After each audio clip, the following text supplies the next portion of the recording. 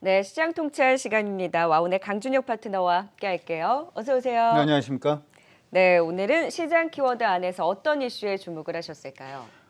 사실 뭐 네이버라든지 오늘 굉장히 강세 보이는 종목군들이 많은데 하나 아쉬운 부분은 아까도 이제 상남자여야지만 접근할 수 있는 이런 종목들은 사실 우리 주린이 분들은 좀 많이 힘들어지는 부분이 아닌가 이렇게 생각을 해봅니다. 사실 이제 산업의 방향을 보면은 우리가 미리 종목군들을 먼저 캐치를 할 수 있는 부분이 있지 않을까 싶은데 그런 부분들 때문에 최근에 이제 삼성 엔지니어링이 좀 강세를 많이 보였지 않습니까? 네. 그래서 삼성 엔지니어링의 강세 요인을 한번 체크를 해보고 거기 안에서 우리가 어떤 종목군들을 준비를 해야 되는지 같이 한번 살펴보도록 그렇게 하겠습니다. 삼성 엔지니어링이 최근에 유가도 오르고 중동 쪽의 수주 기대감으로 홀로 지금 굉장히 가파르게 많이 올랐잖아요. 네. 참 무거운 종목인데 이렇게 이 종목이 가볍게 여기까지 올라왔다라는 걸 보면 네. 분명히 오르지 않은 종목 안에서도 우리가 좀 파생을 해서 찾아볼 수 있는 종목군들이 있다라는 거잖아요. 먼저 이렇게 강하게 올라설 수 있었던 배경부터 좀 하나하나 살펴봐야 될 것 같네요. 네, 먼저 일단 유가 부분부터 조금 언급을 해드리면 우리가 이제 세계 최대 산유국이라고 생각을 해보면 보통 이제 사우디를 많이 생각을 하십니다만은 실질적으로는 미국이 최대 산유국이었죠. 근데 미국 같은 경우에는 바이든 행정부가 들어오면서 석유 관련, 화석연료 관련된 보조금이라든지 하는 부분을 점차적으로 축소를 많이 했습니다. 그런 부분들 때문에 일단 유가는 당분간 점진적인 상승을 좀 이어갈 수 있다 이렇게 생각을 해 두시면 좋을 것 같고요.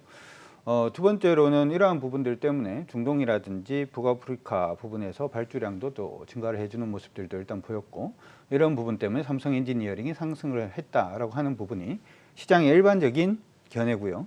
최근 들어가지고 삼성 엔지니어링의 발주 부분을 여러분들이 금감원 공시라든지 하는 부분에 들어가서 보시면 환경 프린트 쪽으로 지금 굉장히 좀 발주가 많이 증가를 하고 있는 모습이 나타나고 있습니다. 그래서 여러분들이 이번 삼성 엔지니어링 상승 부분에 대해서 요즘 최근에 시장에서 많이 얘기를 하고 있는 그 지금 사회적 기업 있잖아요. 그쪽 관련된 이슈하고 같이 한번 체크를 해보시는 것도 일단 괜찮지 않을까 그렇게 생각을 해봅니다.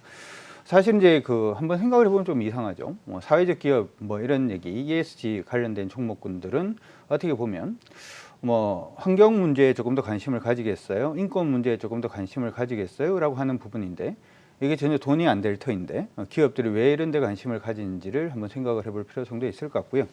최근 들어가지고 기업들 중에서는 RE100이라고 하는 탄소 제로에 대한 선언들도 하는 기업들도 굉장히 많아지고 있습니다.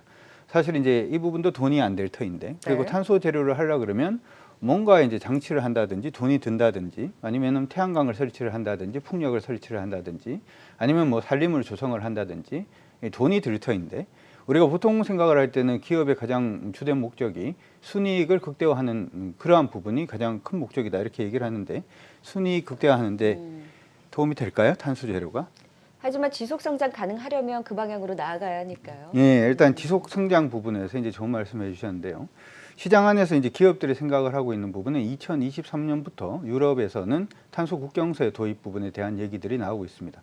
탄소 국경세라고 얘기하는 것은 다시 돌려서 말씀을 해드리면 탄소를 많이 배출하는 국가에서 탄소를 적게 배출하는 국가, 소위 말해서 이제 개발도상국에서 선진국으로 뭔가 수출을 할 때는 탄소세를 부과하겠다라는 얘기입니다. 그렇기 때문에 이 탄소세를 피해 나가기 위해서는 일단 전기를 끌어들이는 그 원자재 부분이나 아니면 생산하는 부분에서 탄소를 아예 제로로 만들어 놔야지만 수출하는데 탄소세 부분을 받지 않을 거니까 당연히 수출 부분이 좀 긍정적일 수가 있죠. 아까 말씀드릴 때 2023년부터 시작이다 이렇게 말씀해 드렸는데 우리나라 기업들 중에서는 철강 기업들이 이산화탄소 배출량이 가장 많고요. 두 번째로는 석유화학 관련된 기업들이 이산화탄소 배출량이 굉장히 많습니다. 언제까지? 2023년을 그냥 시한으로 못이 박혀 있는 상태이기 때문에 이러한 환경 문제에 우리가 신경을 쓸 수밖에 없다 이렇게 여러분들한테 말씀드리고 싶고 이 환경 관련된 종목군들이 지금 전혀 움직이지는 않고 있습니다. 근데 아까도 말씀드렸다시피 이건 그냥 규제입니다. 조선주 같은 경우에도 중고선을 사지 않고 신조선 발주를 하는 가장 주된 이유는 조선이 일단 배가 가면서 나오는 이산화황이라든지 하는 부분을 유엔 회사기구에서 그 부분을 규제를 하기 때문에 그 규제 때문에 조선주 발주가 늘어났고 조선주가 올랐다라는 점을 감안해 보자면 이 규제 자체도 여러분들이 반드시 좀 신경을 쓰셔야 될 걸로 보이고요. 삼성 엔지니어링의 경우에는 여러분들이 나중에 한번 이제 그 삼성 엔지니어링 사업 보고서에 가셔가지고 이 회사가 어떤 쪽으로 연구 개발을 하고 있는지를 한번 체크를 해보시면 물 관리 쪽으로 연구 개발을 굉장히 많이 하고 있는 모습이 보입니다. 오늘도 아까 이제 공시에 나왔던 부분들이 일단 이 배관 부분을 일단 자동화 로봇을 통해 가지고 만드는 부분에 대한 얘기들이 나오고 있고요. 이 배관이라고 하는 부분은 폐오수라든지 하는 하수 처리 부분에 슬러지 부분에 일단 기술력을 가지고 있다 이렇게도 생각을 하시면 좋을 것 같은데 보통 산업들 중에서 가장 많이 물을 좀 이렇게 오염시키는 산업이 반도체 산업입니다. 네. 우리가 반도체 산업이라고 얘기를 하면 장비 중에서 세정 장비 이런 거 많이 나오잖아요. 그만큼 이제 물을 많이 사용을 하고 물을 많이 오염을 시킨다라고 하는 부분인데 물 오염 부분도 일단 환경적 기업 아까 말씀드렸던 그 부분에서 일단 자유롭기 위해서는 일단 환경 문제에 신경을 쓸 수밖에 없고요. 그렇기 때문에 삼성 엔지니어링의 상승 부분은 아까 말씀을 우리가 보통 시장에서 생각을 할 때 유가가 올랐기 때문에 올랐다? 저는 그렇게 생각하지 않고요. 그 다음에 두 번째로 중동 부분에서 기본적인 발주가 늘었기 때문에 올랐다? 저는 그렇게 생각하지 않습니다. 지속적인 성장 가능성은 일단 환경에 있다 이렇게 생각을 하고요.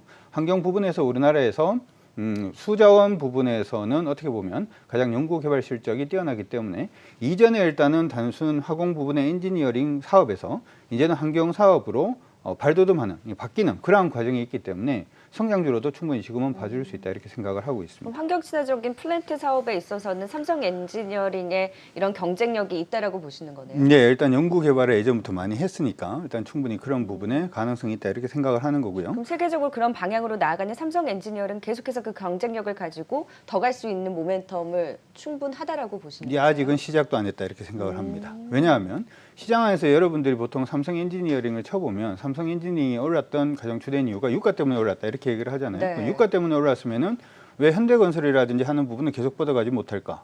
이렇게 한번 생각을 해볼 수가 있을 것 같고요. 네.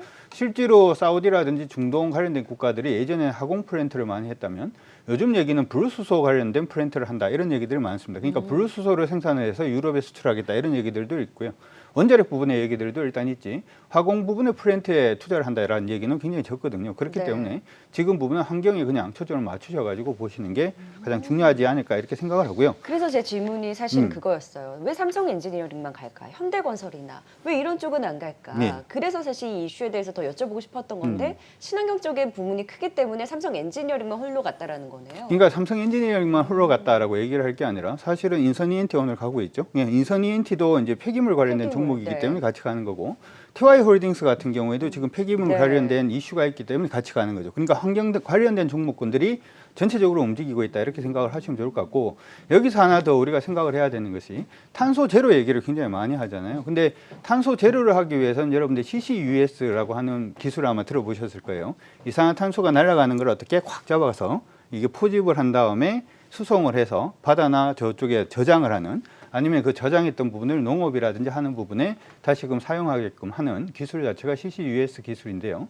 이 부분은 정부가 정책적으로 미는 부분입니다. 그래서 얼마 전에 정부가 정책적으로 이 부분을 시연을 하기 위해서 기업들 몇 개를 불렀습니다. 우리가 당연히 봐야 되는 부분은 아직까지 시장에서 부각이 되지 않았습니다만은 그러한 기업들이 미리 좀 체크를 하는 것이 어떻게 보면 시장을 바라보는 통찰을 가질 수 있는 부분이 아닌가 이렇게 생각이 드는데 네. 여기까지만 하고 그냥 끝내면 재미가 없으니까 이제 관련된 종목들을 종목군들 봐야죠. 일단 아까 수자원 관련된 부분 같은 경우에는 GS건설이 이제 자회사가 하나가 있습니다. GS 이나마라고 하는 자회사가 있는데요. 이 자회사 부분이 글로벌로 수자원 수처리 부분에서 기술력이 있기 때문에 같이 일단 보시면 좋을 것 같고 수처리 부분에서는 일단 그렇게 보시면 좋을 것 같고요. 이산화탄소 포집 부분에서는 정부가 불렀던 기업은 두 개의 기업을 불렀습니다. SK이노베이션을 불렀고요. 그리고 두산중공업을 불렀습니다. 그러니까 두산중공업이 지금 올라가고 있는 부분도 단순히 원전 때문에 올라간다 이렇게 생각하지 마시고요. 제주도 가셔가지고 풍력발전단지 한번 옆에 보시면은 두산이라고 박혀 있거든요. 그러니까 이게 환경산업으로 지금 두산 같은 경우도 완전히 변화한다는 쪽으로 여러분들이 봐주시는 게 좋을 것 같습니다. 그래서 두산중공업하고 SK이노베이션도 같이 한번 여러분들이 체크를 해보시는 것도 좋을 것 같고 네. 환경 부분의 이슈는 아마 제가 생각할 때 이번 4차 산업혁명에서의 어떤 중심 키워드가 된다 이렇게 생각을 하니까 관련된 종목군들 지금이라도 체크를 해보시면 좋을 것 같습니다. 네, 삼성 엔지니어링은 또 이제 시작이다라는 부분과 함께 또 볼 수 있는 GS건설과 두산중공업, SK이노베이션까지 눈여겨볼 종목으로 또 살펴주셨습니다. 네, 지금까지 시장 통찰 와운의 강준혁 파트너와 함께 또 공부하는 시간 가져봤어요. 오늘 말씀 네, 고맙습니다. 고맙습니다.